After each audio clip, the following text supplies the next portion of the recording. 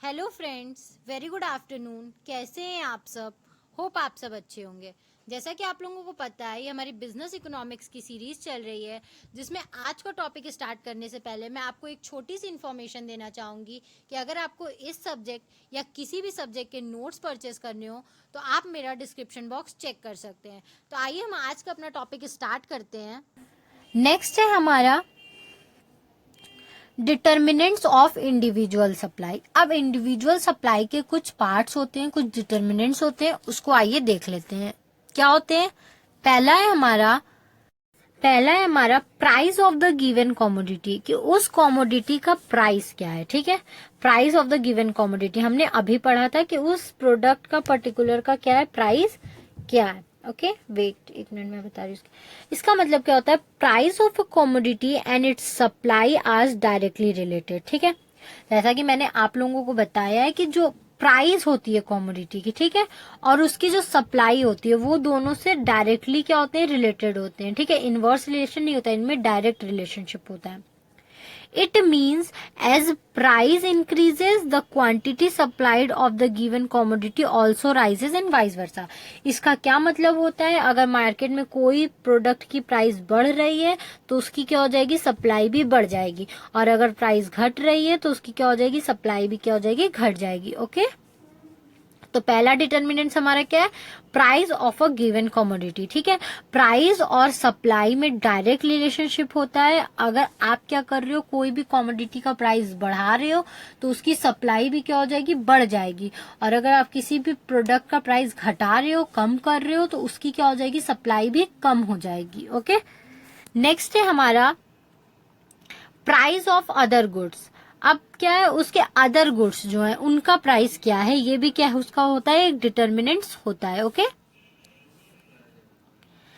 as resources have alternative uses, the quantity supplied of a commodity depends not only on its price but also on the price of other commodities.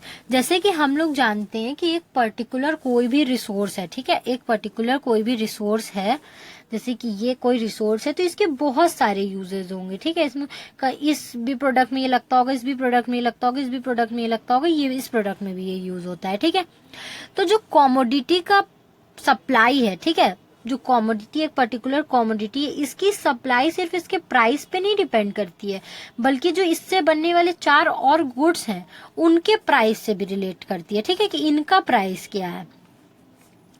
Increase in the price of other goods makes them more profitable in comparison to the given commodity. ठीक है, अगर उनके जो related products हैं उनके price ज्यादा होंगे तो क्या होगा, इससे ज्यादा प्रॉफिट होगा। As a result the firm shifts its limited resources from production of given commodity to production of other goods. ठीक है, मतलब क्या होगा, अगर उनके दाम ज्यादा है तो जो प्रोड्यूसर होगा, जो फर्म होगा, वो इस गुड्स से हट के क्या हो जाएगा, दूसरे गुड्स को बनाएगा जिसमें उसको प्रॉफिट ज्यादा हो। ठीक है, समझ में आया। सप्लाई सिर्फ हम किस बात, मतलब प्रोडक्ट की सप्लाई करें और कितना करें, ये सिर्फ उसी प्रोडक्ट के प्राइस पे डिपेंड नहीं करता, ये बल्कि दूसरे प्रोडक्ट जो उससे बनने वाले चार और प्रोडक्ट है उस रिसोर्स से बनने वाले, उसके भी प्राइस पे क्या करता है, डिपेंड करता है। क्यों? क्योंकि अगर हमें दूसरे प्रोडक्ट से ज्यादा प्रॉफिट मिल रहा है तो हम इस चीज का प्रोडक्शन रोक के क्या करेंगे, दूसरे चीज का प्रोडक्शन ज्यादा करेंगे। ओके, समझ में आया। ठीक है, तो ये होता है हमारा प्राइस ऑफ अदर गुड्स, कि दूसरे जो एक रिसोर्स है उससे चार और बनने वाले जो गुड्स है उनका प्राइस क्या है। अगर उसका प्राइस ज्यादा है, अगर उससे ज्यादा प्रॉफिट हो रहा है तो लोग जो इसका प्रोडक्शन रोक के क्या करेगा, उसका प्रोडक्शन शुरू कर देगा और उसकी सप्लाई क्या हो जाएगी, बढ़ाएगा। ठीक है, नेक्स्ट है हमारा price of the factor production और इनपुट्स, कि जो फैक्टर प्रोडक्शन है, क्या हम जितना इनपुट्स लगा रहे हैं, ठीक है, मतलब प्रोडक्शन में जो भी सामान यूज हो रहा है उनका प्राइस क्या है। ओके ओके, तो इसमें हमारा क्या बोल रहा है, वेट अ मिनट, इसमें हमारा बोल रहा है कि price of the factors of production और inputs like labour, capital, raw material etcetera used in the process of the production constitute the cost of production of the commodity. ठीक है, कि हम क्या कर रहे हैं, प्राइस और किस चीज पे, मतलब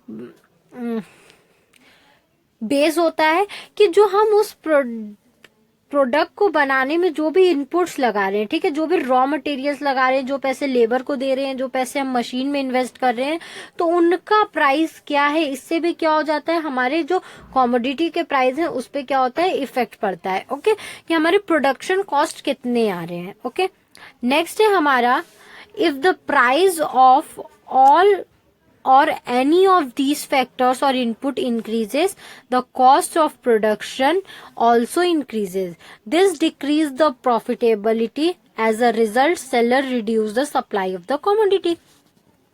ठीक है, देखो इसमें बोल रहा है, अगर जैसे कि ये फाइनल हमारा प्रोडक्ट है, इसमें ये 4 चीज लग के बनता था। ओके, 4 या 5 चीज लग के बनता था। अगर इसमें से किसी भी एक का दाम बढ़ा तो हमारा आउटपुट का दाम बढ़ जाएगा, इसमें क्या हो जाएगा, इसकी प्राइस इंक्रीज हो जाएगी। ठीक है, तो इससे क्या हो जाएगी, फर्म की क्या हो जाएगी, प्रॉफिट कम हो जाएगी। प्रॉफिट कम हो जाएगी तो इसका रिजल्ट क्या आएगा, जो सेलर होगा वो इसकी सप्लाई मार्केट में क्या कर देगा, कम कर देगा। ओके, अगर इसके फैक्टर्स ऑफ इनपुट के प्राइस बढ़ते हैं और हमारा आउटपुट का प्राइस ज्यादा होने लगता है तो सेलर क्या करेगा, मार्केट में इसकी सप्लाई कम कर देगा। क्यों, क्योंकि ये चीजें महंगी हो गई हैं। Decrease in price of factors of production or input, the increase the supply due to fall in cost of production and subsequent rise in profit margin। ठीक है, अगर इसी तरह क्या होता है, फैक्टर्स ऑफ प्रोडक्शन या इनपुट के प्राइस कम होते हैं, फैक्टर्स ऑफ प्रोडक्शन की बात हो रही है यहाँ पे, फाइनल गुड्स की बात नहीं हो रही है, आप लोग ध्यान रखिएगा। तो वो क्या करेगा, सप्लाई को बढ़ा देगा। क्यों, क्योंकि जो प्रोडक्शन का कॉस्ट है वो कम होने लगा है। ठीक है, तो वो सप्लाई को जब बढ़ाएगा तो उसकी प्रॉफिट मार्जिन क्या हो जाएगी, बढ़ जाएगी। आप लोग ध्यान रखिएगा, फैक्टर्स ऑफ प्रोडक्शन की बात हुई है, फाइनल गुड्स की बात नहीं हुई है। नेक्स्ट है हमारा स्टेट ऑफ टेक्नोलॉजी, कि हम किस तरीके की टेक्नोलॉजी यूज कर रहे हैं, ये भी हमारे पे डिपेंड करता है, हमारे प्राइस को क्या करता है, इफेक्ट करता है। ठीक है, technological changes influence the supply of A commodity.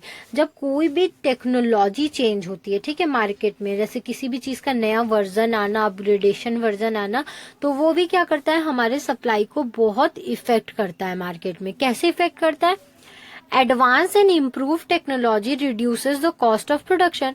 अगर जैसे कोई भी एडवांस टेक्नोलॉजी आ गई है तो वो क्या कर देगा, हमारे प्रोडक्शन के कॉस्ट को कम कर देगा, क्योंकि हम उस टेक्नोलॉजी को यूज करके क्या कर सकते हैं, एक अपग्रेडेड चीज बना सकते हैं और कम कॉस्ट में बना सकते हैं, विच रेजेस द प्रॉफिट मार्जिन। तो इससे क्या होगा, जो हमारे सेलर्स होंगे, प्रोड्यूसर्स होंगे, उनका प्रॉफिट क्या हो जाएगा, बढ़ जाएगा। Okay, it induce the sellers to increase the supply. इस वजह से जब उसका फैक्टर प्रोडक्शन कॉस्ट कम होगा तो वो क्या करेगा, उस चीज की सप्लाई को बढ़ा देगा।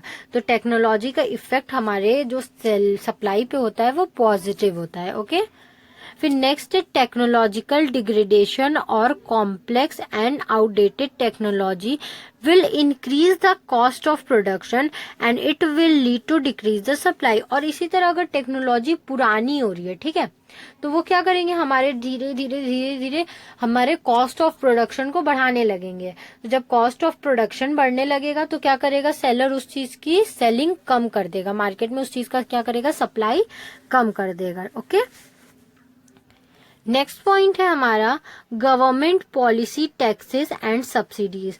कि गवर्नमेंट जो पॉलिसीज बनाती है, जो हमें सब्सिडी या टैक्सेस प्रोवाइड करती है, हमें जो देने होते हैं, उनका हमारे प्रोडक्ट पे कैसा असर पड़ता है और सप्लाई से वो कैसे रिलेटेड होता है। ठीक है, तो increase in taxes raise the cost of production. ठीक है, जब हमें क्या होता है, टैक्सेस ज्यादा देने पड़ते हैं, अगर वो कोई चीज पे टैक्स बढ़ा रही है तो ये क्या हो जाएगा, हमारा जो कॉस्ट ऑफ प्रोडक्शन है वो भी क्या हो जाएगा, इससे बढ़ जाएगा। ठीक है, रिड्यूसेस द सप्लाई। तो हम जब भी हमारा कॉस्ट ऑफ प्रोडक्शन बढ़ता है तो हम क्या कर देते हैं, सप्लाई को कम कर देते हैं। Due to lower profit margin on the other hand, tax concession increase supply was they make it more profitable for the firms to supply good. और इसी तरह अगर उसने टैक्स कम किया है तो हमारा कॉस्ट ऑफ प्रोडक्शन कम हो जाता है, तो इसकी वजह से हमारा सप्लाई क्या हो जाता है, मार्केट में बढ़ जाता है और हम क्या कर जाते हैं, ज्यादा प्रोडक्शन करने लगते हैं और लोगों को क्या करते हैं, ज्यादा सप्लाई मार्केट तक पहुंचाते हैं। नेक्स्ट टॉपिक है हमारा goals objectives of the firm. अब जो काम कर रहा है फर्म, उसका मेन ऑब्जेक्टिव क्या है, ठीक है। प्रॉफिट कमाना, ज्यादा सप्लाई करना, ज्यादा प्रोडक्शन करना या सोशल वेलफेयर करना, उसके गोल और ऑब्जेक्टिव पे भी ये चीजें डिपेंड करती है कि वो मार्केट में सप्लाई कैसा दे रहा है। Supply of a commodity increases only at higher price and it fulfils the objective of profit maximisation, ठीक है। कमोडिटी की सप्लाई जब बढ़ती है, ठीक है, तो हमेशा वो जब ज्यादा प्राइस पे होगी तब बढ़ेगी, ठीक है। और जब ज्यादा प्राइस पे हम उसके सप्लाई को बढ़ाते हैं तो ये क्या हो जाता है, जो एक हमारा जो गोल होता है फर्म का कि प्रॉफिट मैक्सिमाइजेशन, तो वो पूरा हो जाता है, ठीक है, वो पूरा होने लगता है। With the change in trend more firms are willing to supply more even at the those prices which do not maximise their profit, ठीक है। जब ट्रेंड्स बदलते हैं तो क्या हो जाते हैं, बहुत सारे फर्म क्या करने लगते हैं, ज्यादा सप्लाई करने लगते हैं, बल्कि उस प्राइस पे ज्यादा सप्लाई करते हैं जिस प्राइस से उनको प्रॉफिट ज्यादा नहीं होगा, ठीक है। तो अगर ट्रेंड्स बदल रहा है तो प्रॉफिट नहीं भी होता है तो लोग क्या करते हैं, ज्यादा सप्लाई करते हैं। लेकिन सप्लाई ऑफ कमोडिटी जब बढ़ती है हायर प्राइजेस पे, तो वो क्या करता है, जो प्रॉफिट मैक्सिमाइजेशन का एक गोल होता है हमारे फर्म का, वो क्या करता है, उसको फुल। आई होप आपको ये टॉपिक समझ में आया हो। अगर फिर भी आपको कहीं भी कोई भी प्रॉब्लम हो तो आप मुझे कमेंट सेक्शन में कमेंट करके पूछ सकते हैं।